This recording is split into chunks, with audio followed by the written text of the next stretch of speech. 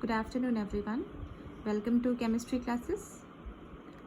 कल हमने orbitals complete कर लिया, ऑर्बिटल के शेप्स कर लिए। अब आज का हमारा टॉपिक है ऑर्बिटल्स में इलेक्ट्रॉन्स कैसे भरे जाते हैं। जब हम किसी तत्व का इलेक्ट्रॉनिक विन्यास लिखते हैं, इलेक्ट्रॉनिक विन्यास मतलब विभिन्न कक्षकों में इलेक्ट्रॉनों को भरने का क्रम, उसके लिए कुछ नियम बताए गए हैं, जिसमें पहला नियम है ऑफबाउ का नियम या ऑफबाउस प्रिंसिपल, या इसे N+L रूल से भी जाना जाता है। ठीक है, जहाँ N प्रिंसिपल क्वांटम नंबर है और L एजिमुथल क्वांटम नंबर है। ओके, तो ऑफबाउ का नियम क्या कहता है? जब भी किसी तत्व की सामान्य अवस्था में इलेक्ट्रॉनों को भरा जाता है, तो सबसे पहले इलेक्ट्रॉन्स निम्न ऊर्जा स्तर में जाते हैं और उसके बाद उच्च ऊर्जा स्तर में जाते हैं। पहले इलेक्ट्रॉन्स को निम्न ऊर्जा स्तर में भरा जाता है, तत्पश्चात इलेक्ट्रॉन्स उच्च ऊर्जा स्तर में जाते हैं। ये हम सामान्य अवस्था की बात कर रहे हैं, ये ऑफबाउ का सिद्धांत कहता है। अब निम्न ऊर्जा स्तर और उच्च ऊर्जा स्तर का कैलकुलेशन हम इस N+L रूल से करते हैं। देखिए, जो N+L लिखा हुआ है, अब ध्यान से देखिए, यहाँ पे N प्रिंसिपल क्वांटम नंबर को बताता है और L एजिमुथल क्वांटम नंबर को बताता है। मैंने इनके मान भी लिखे हुए हैं। किसी भी तत्व के लिए N का मान क्रमशः 1, 2, 3, 4, 5, 6, 7, 8 हो सकता है। N का मान 1 K उपकोष के लिए होता है, जो सबसे नाभिक के सबसे निकटतम होता है। 2 L जो K के बाद आता है। उसी तरीके से M, N, O, P और R कक्षकों के लिए जो N के मान होते हैं वो क्रमशः 1, 2, 3, 4, 5, 6, 7 होते हैं। ओके, तो ये हो गया प्रिंसिपल क्वांटम नंबर। उसके बाद आते हैं हम L, स्मॉल l, जो कि एजिमुथल क्वांटम नंबर है। एजिमुथल क्वांटम नंबर का अलग अलग कक्षकों के लिए अलग अलग मान होता है। जैसे S ऑर्बिटल के लिए एजिमुथल क्वांटम नंबर L का मान 0 होता है, 0 होता है। P ऑर्बिटल के लिए L का मान 1 होता है। D ऑर्बिटल के लिए L का मान 2 होता है और F ऑर्बिटल के लिए L का मान 3 होता है। ठीक है, अब हम इसको कैलकुलेट करके भी निम्न ऊर्जा स्तर और उच्च ऊर्जा स्तर के मान निकाल सकते हैं। उसके पहले मैं आपको एक क्रम बता देती हूँ, जिस क्रम में इलेक्ट्रॉनों को भरा जाता है। ये जो क्रम है आप देख रहे हैं, K उपकोष के लिए 1s ऑर्बिटल, L उपकोष में 2s और 2p, क्योंकि ये दूसरा कक्ष है। नाभिक के बाद ये तीसरा है, M तीसरा कक्ष है, इसलिए 3s, 3p व 3d। N चौथा है, तो 4s, 4p, 4d और इसमें 4f कक्षक भी आ जाएंगे। O पाँचवा है, 5s, 5p, 5d और 5f कक्षक। इसी तरीके से आगे भी होते हैं। अब इनके भरने का क्रम जो है, सबसे पहले हम निम्न ऊर्जा स्तर की बात करते हैं। सबसे छोटा ऊर्जा स्तर है हमारा 1s, सबसे नज़दीक सबसे निम्न ऊर्जा स्तर 1s। उसके बाद आता है 2s, फिर आता है 2p, फिर आता है, आप ऊपर मैंने एरोज से भी समझाया है इसको, आप देख सकते हैं।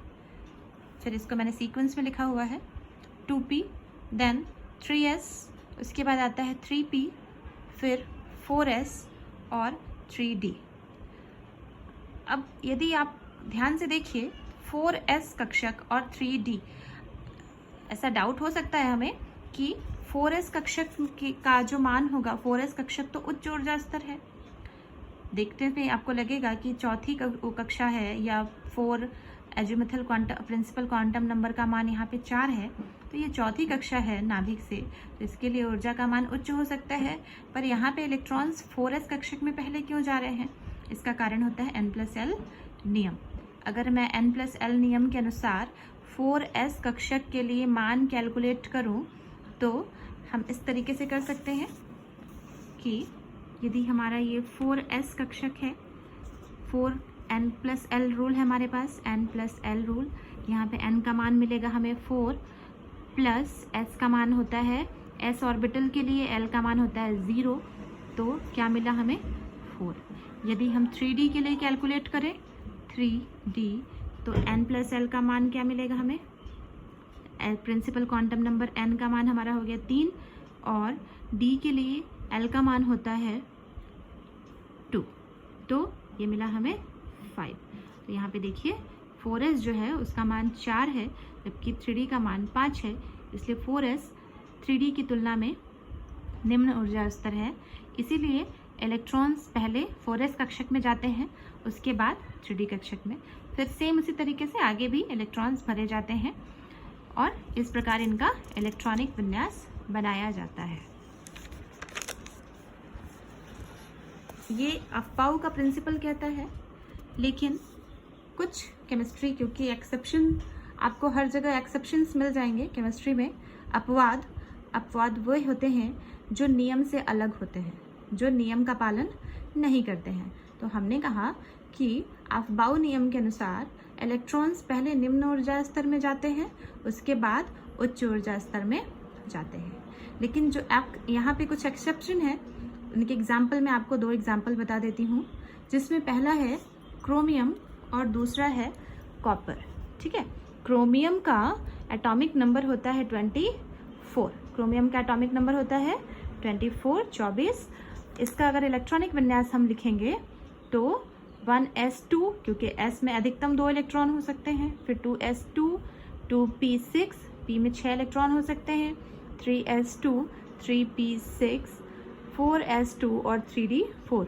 यहाँ तक अगर हम देखें तो 20 इलेक्ट्रॉन हो चुके हैं। 24 में से 2, 2 4 प्लस ये 6, ये 10 हो गए, 10 2 12, 6, यहाँ पे ये 18, 19 और 20 इलेक्ट्रॉन यहाँ पे हो गए। बचे के 4 इलेक्ट्रॉन आ गए 3d4 में। नियम के अनुसार, अफबाउ नियम के अनुसार इनका इलेक्ट्रॉनिक विन्यास इस तरीके से होना चाहिए, लेकिन क्रोमियम का इलेक्ट्रॉनिक विन्यास ऐसा नहीं होता है। बट एक्चुअल में इसमें जो 4, बाकी तो सब सेम रहता है। 4s का जो 2 में से 1 इलेक्ट्रॉन है वो यहाँ से उत्तेजित होकर के 3d कक्षक में चला जाता है और 4s में 1 ही इलेक्ट्रॉन बचते हैं, जबकि 3d में 4 की जगह 5 इलेक्ट्रॉन हो जाते हैं, जिसका कारण है कि ये हाफ फिल्ड स्टेट है जो कि अधिक स्थायी होती है। कोई भी तत्व, किसी भी तत्व की अगर हम बात करें, हर एलिमेंट, जैसे हमें लाइफ में स्टेबिलिटी चाहिए होती है, उसी तरीके से तत्वों का भी ये नेचर होता है कि वो स्थायित्व ग्रहण करना चाहते हैं, स्टेबिलिटी चाहते हैं। स्टेबिलिटी जो किसी भी कॉन्फ़िगरेशन में, किसी भी इलेक्ट्रॉनिक विन्यास में तत्व की अर्धपूरित और पूर्णपूरित अवस्थाएं अत्यधिक स्थायी होती हैं। अर्धपूरित और पूर्णपूरित मतलब हाफ फिल्ड और फुल फिल्ड कंडीशन ज़्यादा स्टेबल होती है। यहाँ पे मैं अगर बोलूँ कैसे ये कंडीशन हाफ फिल्ड या फुल फिल्ड की हुई, तो जो डी में मैक्सिमम नंबर ऑफ इलेक्ट्रॉन्स होते हैं वो 10 हो सकते हैं, मैंने आपको कल बताया। यहाँ पे अगर डी में 5 इलेक्ट्रॉन हो गए, मतलब ये अर्धपूरित या हाफ फिल्ड कंडीशन है, इसलिए क्रोमियम इस तरीके से 4s का एक इलेक्ट्रॉन 3d में भेज करके स्थायित्व को ग्रहण कर लेता है। बिल्कुल उसी तरीके से कॉपर भी करता है। कॉपर का भी कॉपर का एटॉमिक नंबर होता है 29। अगर इसका हम इलेक्ट्रॉनिक विन्यास बनाएंगे तो 1s2, 2s2, 2p6, 3s2, 3p6, 4s2, 3d9 होता है।